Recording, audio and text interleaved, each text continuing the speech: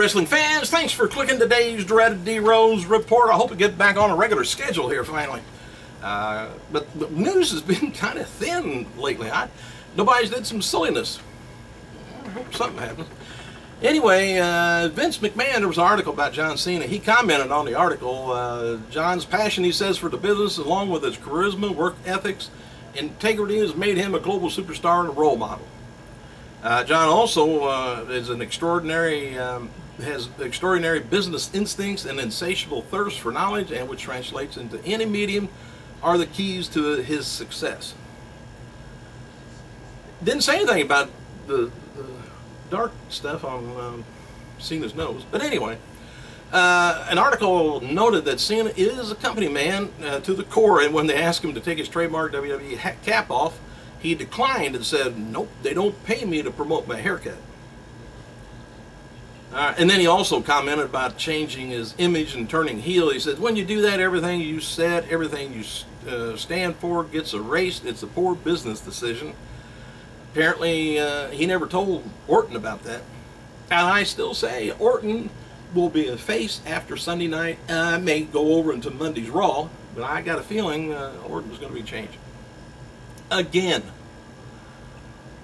And he's going to have to do that without being hurt. Normally, when you're gone for a while and you come back, you know, anyway.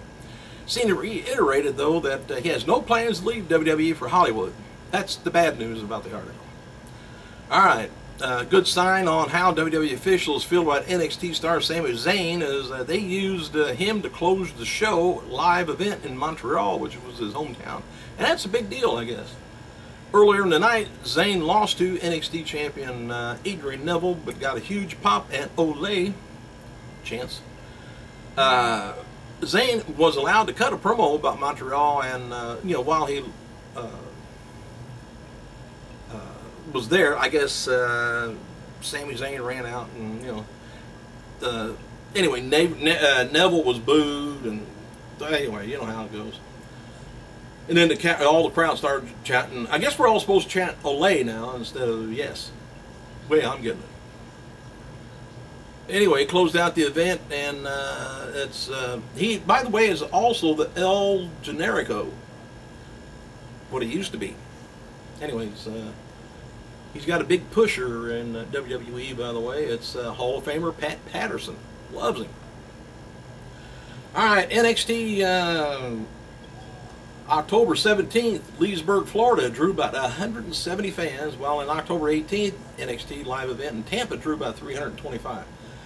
And again, I know all you guys have been on the edge of your seats about this. This is all I can tell you is Bad News Barrett is expected back in the ring soon.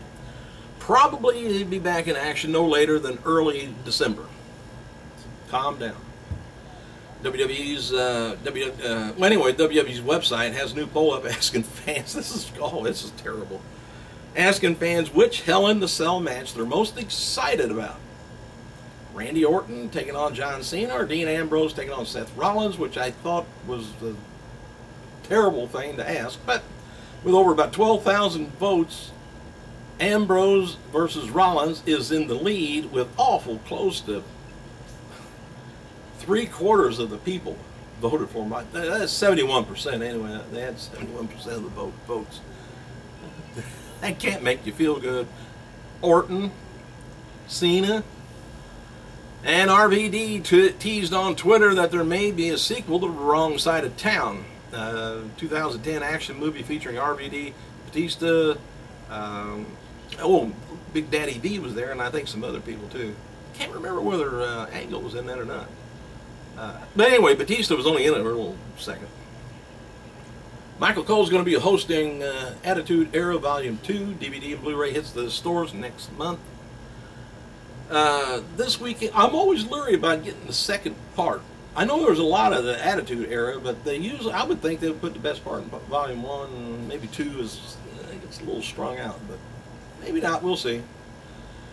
This weekend's Beyond the Ring, and WWE Network's going to be focusing on the late Brian Pillman, and this is going to be a documentary portion of the Pillman Loose Cannon DVD from 2006. I think I watched that, and I can't remember too much about it, so I'm going to have to watch it again on the network. after Jim Ross brought up the potential UFC return by Brock Lesnar in his recent Fox Sports column.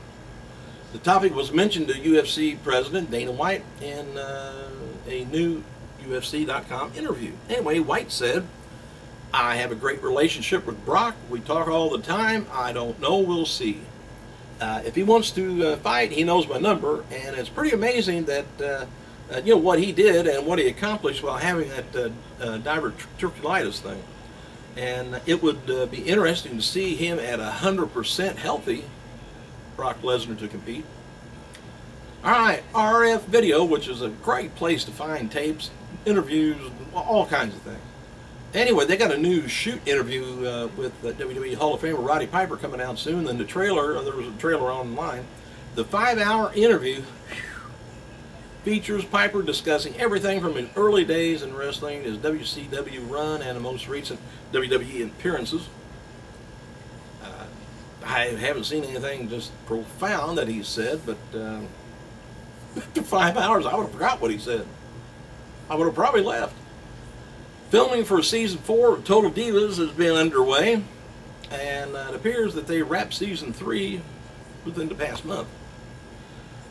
They don't go now full season for let's say shows in prime time. They go about 30 to maybe 32, 33 episodes, but they don't go that much on cable. WWE will tape another set of the NXT tapings. Looks like tonight in Full Sail University, Winter Park, Florida, and Seth Rollins has been announced for tonight's taping, and the final set before the next takeover special. I don't know whether they're having specials of all of his takeover NXT takeovers. I guess I don't know what the deal is with that.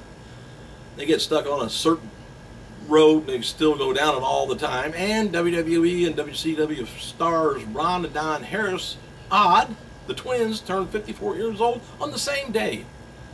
Today also marks 14 years since the passing of WWE Hall of Famer Yokozuna.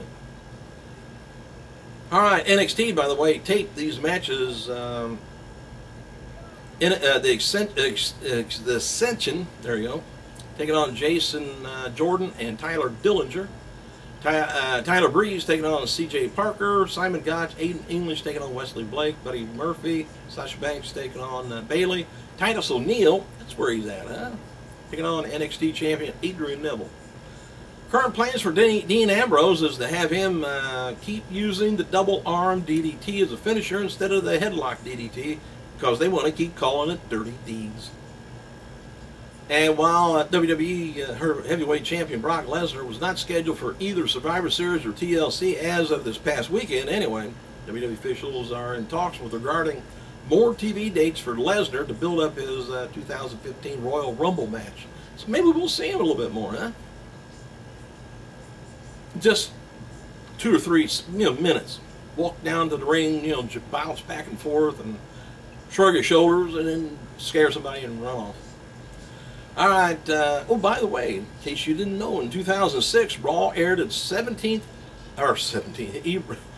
Raw aired its 700th episode, becoming the longest-running weekly episodic entertainment show without a hiatus in TV history. Hiatus? Yep. Ask somebody about that. Being gone. Continuing. 2008, TNA began broadcasting in HD, and the events back then, one of them was in 1994, WCW Halloween Havoc was held in Detroit, Michigan. I'll tell you why I'm saying all this. Anyway, Johnny B. Bad fought the Honky Tonk Band to a time limit draw, retaining the WCW TV title. Pretty Wonderful defeated Stars and Stripes to win WCW World Heavyweight Tag Team titles. Jim Duggan, didn't say Hacksaw, Jim Duggan defeats Steve Austin by DQ to retain the WCW US title. Hulk Hogan defeated Ric Flair with Mr. T as special guest referee in a career versus career match inside a cage to retain the WCW World title and force Ric Flair to retire. He's been retired all this time he's been wrestling. Since 1994. Who would have thought? Thanks for clicking, you guys. I gotta go ponder that. I gotta go.